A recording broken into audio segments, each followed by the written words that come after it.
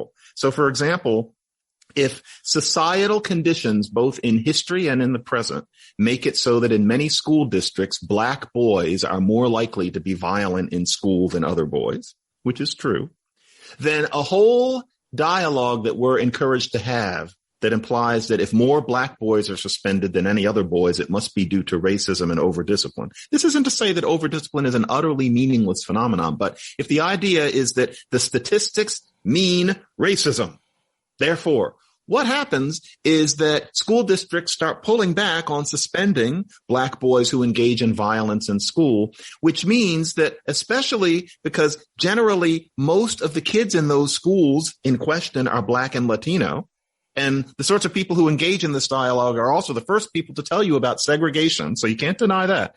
The kids in the school are the same color as the violent boys.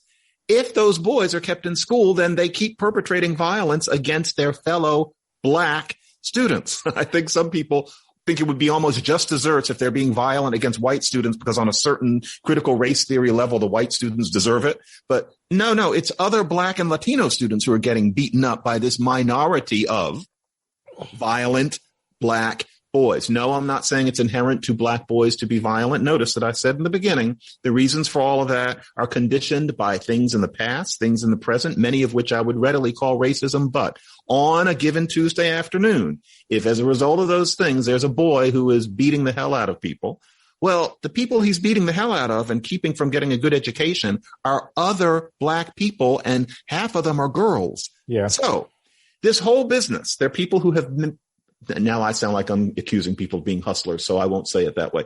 There are people who dedicate themselves sincerely to arguing that disproportionate rates of suspension of black boys is due to racist attitudes against black boys.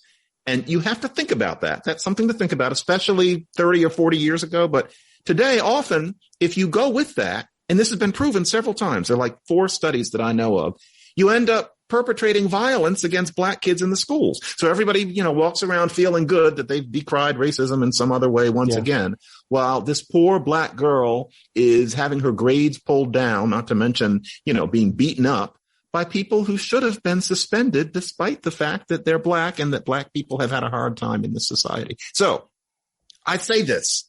This is one thing I mentioned in The Elect.